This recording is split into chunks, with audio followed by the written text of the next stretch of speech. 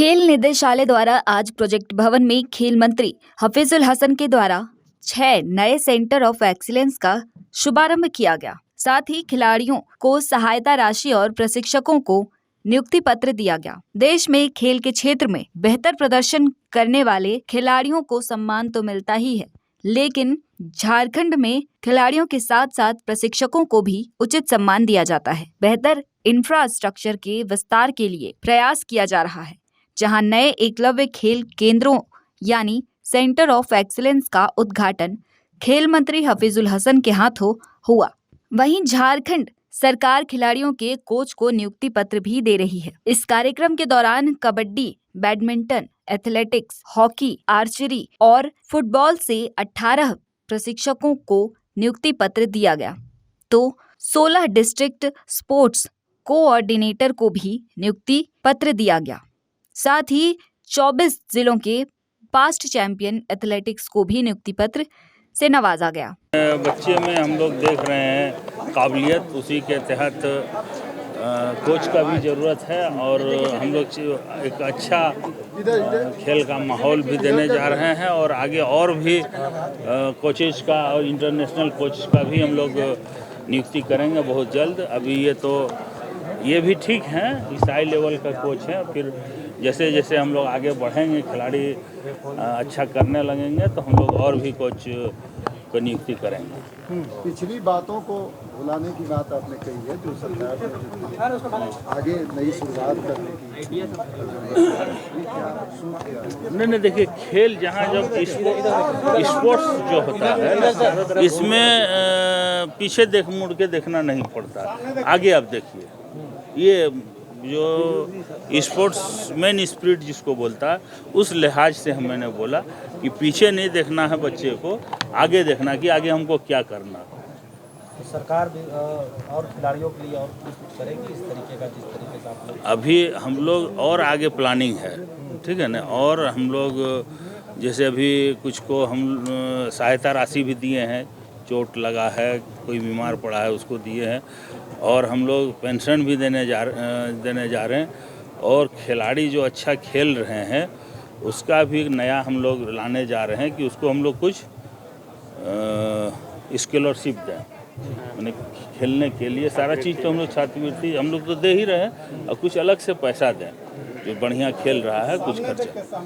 तो आज सर कुछ खिलाड़ी किट लेने से मना कर दिए, बोले मैंने उसमें हुआ क्या था, हाँ वो आउटडेटेड ने, वो थोड़ा कम रेंज का था, ठीक है, छोटा का था, तो इन लोगों को चाहिए बड़ा रेंज का, तो लाने में थोड़ा ये हो गया, उसको हम बदलवा दे रहे हैं।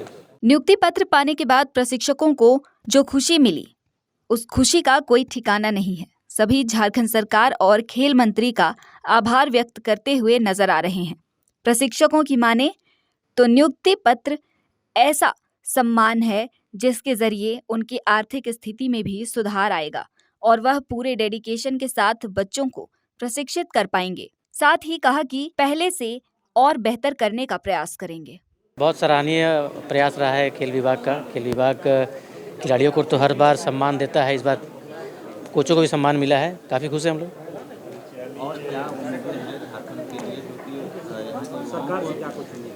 झारखंड में देखिए, झारखंड में काफ़ी पोटेंशियल है, कमी तो है नहीं। कमी है तो थोड़ी सरकार अगर और भी इस चीज़ पर ध्यान दे, तो हम लोग जो जिस तरह से हमारे झारखंड का रिजल्ट रहा है, जिस तरह से हमारे खिलाड़ी निकल के सामने आए हैं, और भी अंतर्राष्ट्रीय पटल पर हमारे खिलाड़ी हमारा नाम अंकित करेंगे।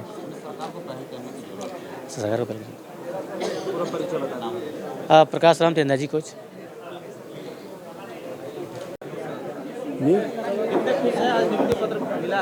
सर ये काफ़ी हर्ष और खुशी की बात है। हम सभी स्पोर्ट्स प्लेयर्स ये बोलिए या जो भी कोच बोलिए, तो सर इस मतलब कि बहुत ही ये इस सरकार में यह देखने को मिल रहा है कि लगातार खेल के प्रति इतना चिंतित है, और आगे आने वाला भविष्य काफ़ी अच्छा होने वाला है, क्योंकि डिस्ट्रिक्ट ऑफिसर के तुरंत बाद कोऑर्डिनेटर का बहाली करना, कोच लोगों का बहाली करना, सारे गांव क्षेत्र पंचायत से बच्चों का सिलेक्शन करना, यह बहुत ही हर्ष की बात है कि धीरे धीरे खेल को काफ़ी आगे तक ले जाने के प्रयासरत हमारे झारखंड सरकार है। यह बहुत ही हर्ष की विषय है सर।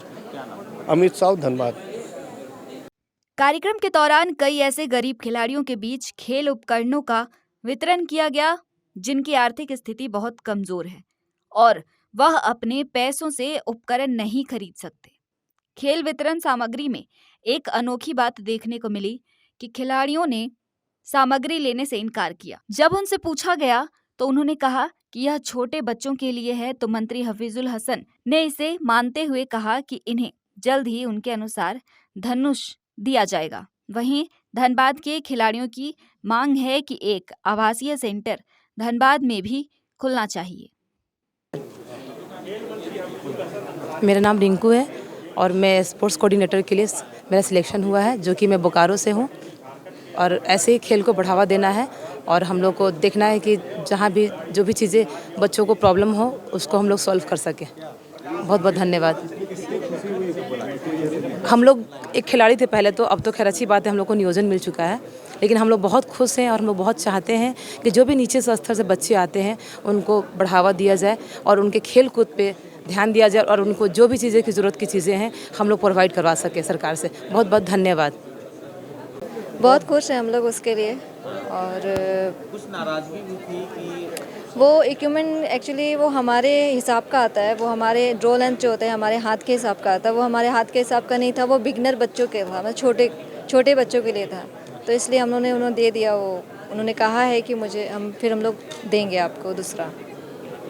और बेहतर प्रदर्शन के लिए क्या कुछ है आपको आज? क्या कुछ होना चाहिए या फिर झारखंड में क्या कुछ उम्मीदें हैं?